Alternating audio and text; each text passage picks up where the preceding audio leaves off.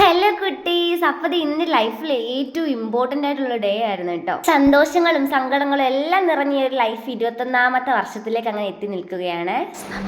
Cake കൊടുക്കാമെന്ന് ഇപ്പോൾ ലാബിൽ ഫ്രണ്ടിൽ നിൽക്കുകയാണ്.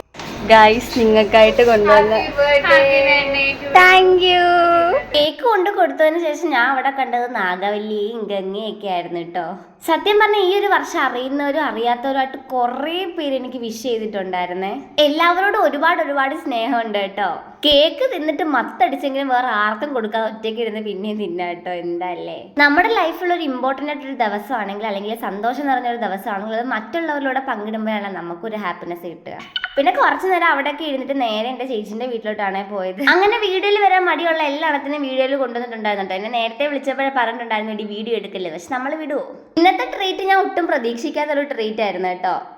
അങ്ങനെ എനിക്ക് ട്രീറ്റ് തരാനായിട്ട് രണ്ട് വ്യക്തികൾ വന്നിരിക്കുകയാണ്. എല്ലാവരോടും സ്നേഹം മാത്രം. ഈ ഇരിക്കുന്നത് ഞങ്ങളുടെ കൊച്ചു മുതലാളിയാണ് കേട്ടോ. പിന്നെ അവിടെ ഇവിടെ ഇരുന്ന് എന്ത് ഓർഡർ ചെയ്യുന്നതായിരുന്നു അടുത്ത ചിന്ത. പിന്നെ കണ്ടതൊക്കെ വാങ്ങിയിട്ടുണ്ടായിരുന്നേ. ഫുഡിന്റെ കാര്യം പറയാണെങ്കിൽ ഒരു രക്ഷയില്ല കേട്ടോ. അമ്മാതിരി അടിപൊളി ടേസ്റ്റുള്ള ഫുഡായിരുന്നേ. ഞാൻ വിശന്നിരിക്കാണ്ട് നല്ലപോലെ തട്ടിയിട്ടുണ്ടായിരുന്നു കേട്ടോ.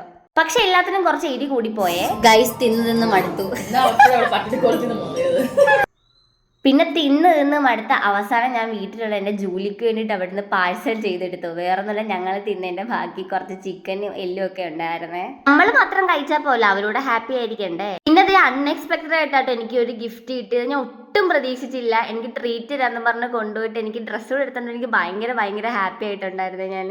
അങ്ങനെ എൻ്റെ ഈ ഒരു സ്പെഷ്യൽ ഡേ നല്ല കളർഫുൾ ആയിട്ട് ഹാപ്പി ആയിട്ട് ആഘോഷിച്ചിട്ടുണ്ടായിരുന്നേ. പിന്നെ നേരെ ഞങ്ങൾ സർപ്രൈസ് കൊടുക്കാൻ ഒരാളുടെ വീട്ടിലോട്ട് പോയിട്ടോ. അവിടെ നിന്ന് കുറേ ഫോട്ടോസും വീഡിയോസും കാര്യങ്ങളും എടുത്ത് പിന്നെ ഞങ്ങളൊന്ന് ചുറ്റിക്കറങ്ങി. ഈ ഒരു സ്പോട്ട് അറിയാവുന്നൊരു കമന്റ് ചെയ്യട്ടോ ഏതാ സ്ഥലം എന്ന്. ഇതിലെല്ലാം ഞാൻ ഏറ്റവും കൂടുതൽ മിസ് ചെയ്തത് എൻ്റെ അമ്മയാണ് കേട്ടോ. പിന്നെ അവരെന്നെ വീട്ടിൽ കൊണ്ടാക്കിയിട്ട് എല്ലാവരും പോയിട്ടുണ്ടായിരുന്നേ.